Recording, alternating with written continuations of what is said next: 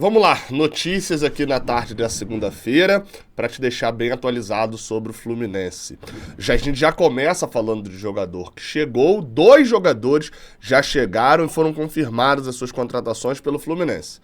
Mas calma, né? Tô falando de sub-20. O próprio clube anunciou no seu site que Oliver Mosquera e Juan Palacios reforçam o sub-20 do Fluminense.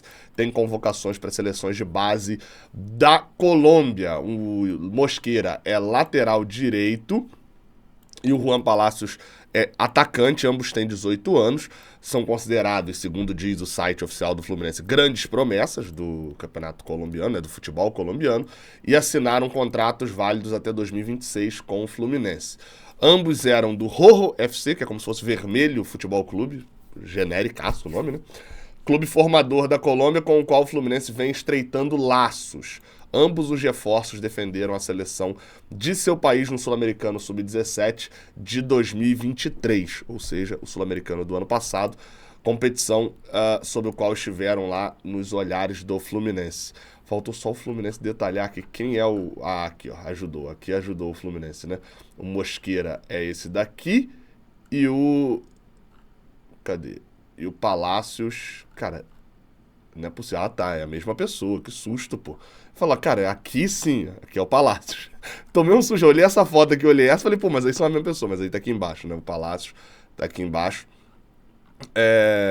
Enfim, 2 jogadores colombianos, a gente vai tentar dar uma investigada melhor e tal, tentar entender que clube é esse que estão estreitando laços e tal, mas a princípio, com as notícias, informações básicas, ok, tá trazendo moleque pra cá, bem cedo, de uma idade abaixo do sub-20, moleques da seleção colombiana que vem tendo ótimos resultados na seleção profissional. Então, enfim, não tenho muito mais a dizer, pelo menos não a princípio.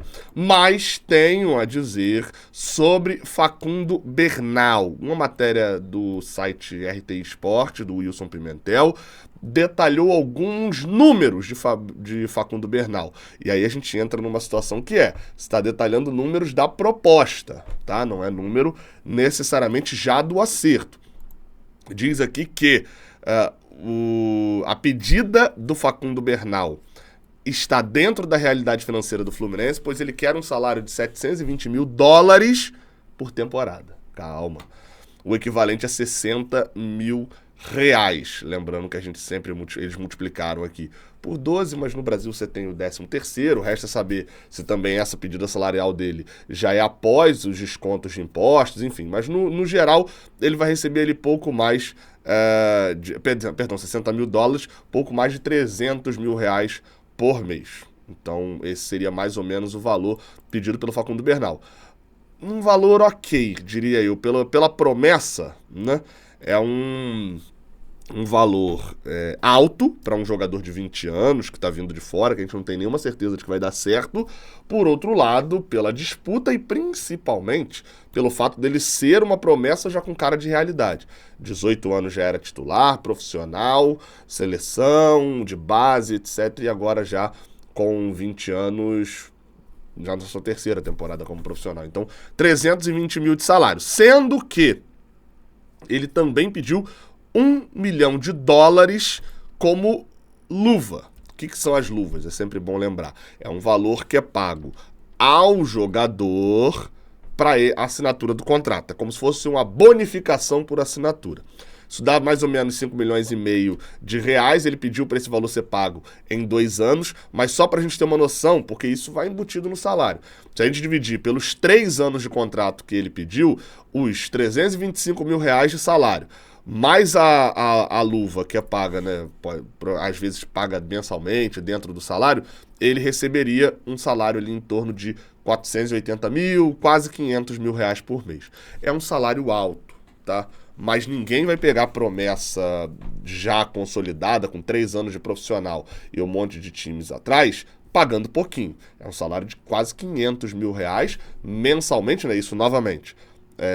Isso dividindo ali as luvas, né? Já incluindo as luvas na média aí dos 3 anos. É um bom valor, cara. É um valor alto, ou seja, é uma promessa com cara de realidade, com cara de que vai funcionar, e o Fluminense está apostando alto nessa promessa. A parada é essa, entendeu? O Fluminense não dava para querer pegar o Facundo Bernal agora, 3 anos já de titular e de profissional, e pagando muito menos do que isso, não. Fato é esse. Ele quer ali um contrato até junho de 2027, né? Um contrato de 3 anos com o Fluminense. Esses pedidos pelo Bernal foram feitos já na primeira conversa ali com a diretoria do Fluminense. E aí o Fluminense está disposto, aceitou, já na primeira conversa também, a contratar o jogador nesses parâmetros. Então é aquilo que eu venho falando. Com o jogador tá tudo certo. Aparentemente, pelas notícias que a gente vê, quando a gente junta Lé com Cré, tá tudo concluidinho já.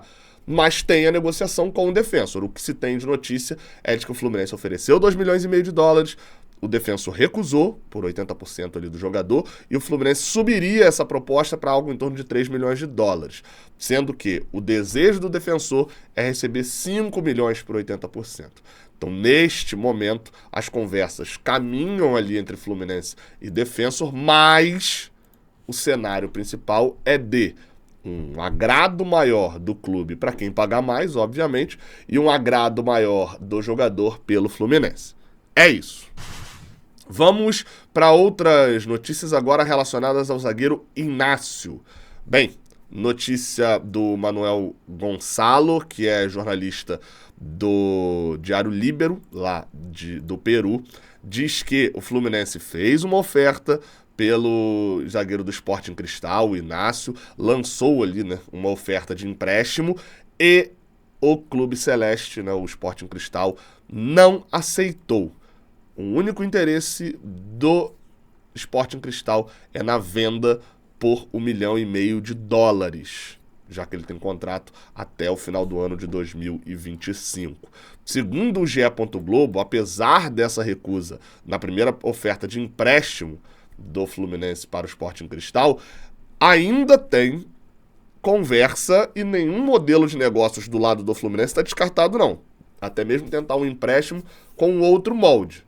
Segundo diz a publicação do GE, o Inácio ainda é o principal alvo da diretoria do Fluminense para reforçar a zaga do Flu no correr desse ano. Então, vamos ver, o desejo do Sporting Cristal é de 1,5 milhão de dólares, vai dar ali em torno de 8 milhões de reais. É um valor alto pelo Inácio, ainda mais considerando o tempo de contrato que ele tem, e a postura do Fluminense. Em alguns casos, aconteceu com o David Duarte, aconteceu com o Antônio Carlos, é de segurar e falar, beleza, clube, já que você não quer aceitar, eu me acerto aí com o jogador, quando acabar o contrato ele vem. Só que o problema é que, neste momento, o Fluminense não pode fazer como fez em 21, 22 com esses jogadores, porque tá para ser rebaixado. Então precisa de reforço agora. Vamos ver qual vai ser a conduta do Fluminense nessa negociação.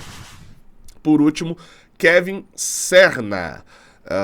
O jogador já está vindo... Por último não, ainda tem mais notícia aqui. Mas o jogador já está vindo para o Brasil, viria nessa segunda-feira, teve ali alguns problemas burocráticos com relação à documentação que precisa trazer. Chega nessa terça-feira ao Brasil e, lembrando, ele já está em condições de jogo. Acabou de fazer pré-temporada com a Aliança Lima, então é muito mais uma questão de registrar, entrar no grupo e já poder ser utilizado. Pelo que vai se desenhando contra o Cuiabá, é bem possível que não role, mas talvez até contra o Palmeiras já seja a estreia do colombiano. O empresário dele deu uma entrevista, falou que está resolvendo alguns documentos ali que pediram. Lembrando, né, cara, que a gente esquece que o futebol não está a parte da sociedade. É um estrangeiro que pisou no Brasil uma vez, praticamente, né? Acho que só foi uma vez, não sei que ele tem a vida turismo. Só veio aquela vez jogar contra o Fluminense e ele está chegando aqui para trabalhar aqui. E aí, obviamente, você precisa de uma série de documentações para registrar esse cara e etc. Então, ele diz ali que o empresário, né, fala que vai estar viajando, vai fazer exames médicos, e depois assinará o contrato. O contrato é de um pouco mais de 3 anos. Tá? Então, a gente imagina que até o final de 27, o Fluminense está gastando uma bala, né? Vai botar um contrato mais longo ali com o jogador. Por último, uma notícia do Nicolo Schira, jornalista que é especializado ali em transferências internacionais, diz que, uma notícia exclusiva dele, de que o Fulham abriu negociação para tentar a contratação do Richard Rios, volante colombiano do Palmeiras. Segundo diz a informação do Nicolo Schira, o Palmeiras recusou uma oferta já do Villarreal da Espanha.